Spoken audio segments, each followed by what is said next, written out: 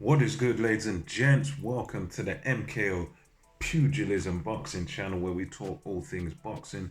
Do remember, of course, to like and subscribe and hit that bell notification. Put it on all so you get notified of all the latest content on this channel. So let's talk about it now. The historic night just took place last night, Madison Square Garden, New York City.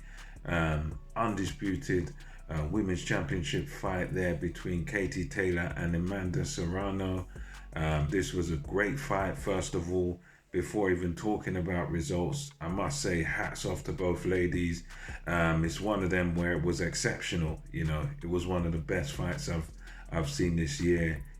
Both girls left it. You just put it all on the line. So massive respect to Taylor and of course to Serrano. They did themselves proud last night. So Katie Taylor won this fight on points, 10-round decision.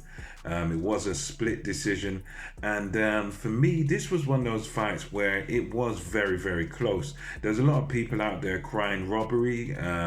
Saying Serrano should have won and it was a robbery, etc. But for me, I beg to differ with that opinion because I think it's when you're dealing with close fights, when you're dealing with something that's very closely contested. You could say there's swing rounds in there. I don't think robbery is an appropriate term, but anyway, Katie Taylor began the fight very well.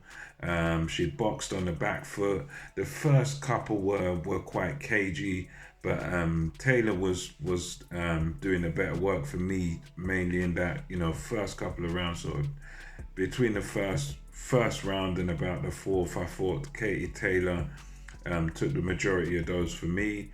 It was close, but I just preferred the sort of counter punching of Katie Taylor over what Serrano was doing. I thought Serrano took a little bit longer to get going. Serrano had some good middle rounds. I think it was the fifth where Katie Taylor's quite lucky. She didn't get knocked out in that round where she did have that session where she was bad. She was caught by Serrano around mid rounds of the fight, and she was pretty much out on her feet. Was Katie Taylor? I mean, she was that hurt.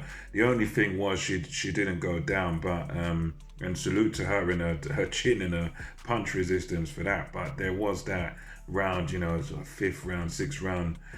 She got badly hurt, did Katie Taylor, and it showed that Serrano does carry true power, and it's impressive by her to carry it through the weights. She was always sort of putting Katie Taylor under a lot of pressure with the feet, chasing after Katie Taylor around the ring, and yeah, she was effective, was Serrano throughout this fight. But I just found the first part of the fight to me was in favor of Katie Taylor, and then Serrano sort of started to turn it round in her favor as we got to sort of the fifth, sixth, seventh round. Serrano hurt Taylor, sort of turned it in her favor, and the pressure fighting was working. Taylor was a bit flustered, but for me, I felt that Taylor, when it came to the tail end of the fight, to those championship rounds, the 8th, the ninth, the 10th, Katie Taylor, for me, began to sort of turn the fight around. And I felt that there was kind of a gap there in the fight when it came to those last sort of three rounds, last sort of 3-4 rounds, where if Serrano maybe put the pedal to the metal, put her foot on the gas a bit more, then she might have been able to clinch the fight.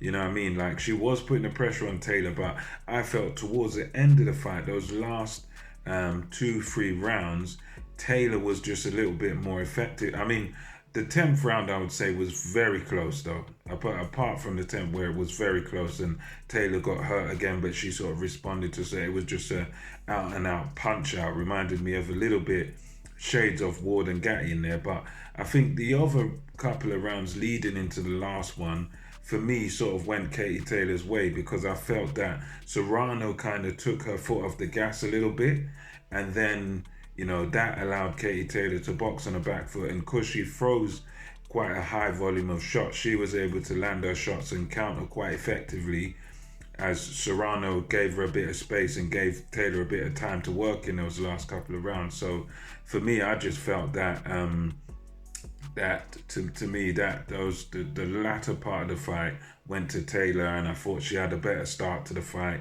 and I sort of unofficially give it to Taylor by about 2 rounds. So I think it was close. You could argue for Amanda Serrano because she done well. She pressurized Taylor and she made it a very, very difficult night's work. And arguably, she could have taken Katie Taylor out in that. I think it was that 5th round. But I just think that Taylor sort of was able to just do that bit more towards the end of the fight, and that bit more in those early rounds where I think she just nicked it. She just clinched it for me.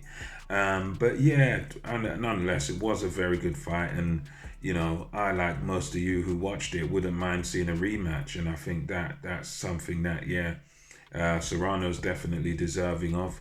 On another note, Eddie Hearn won $1 million off of Jake Paul. So yeah, let me know, guys, what you thought about this fight. Did you think it was a robbery? Did you think Katie Taylor deserved the victory in your eyes, or did you think Serrano deserved it? So let me know what you think about this. And until next time, this is MKO Pugilism, over and out.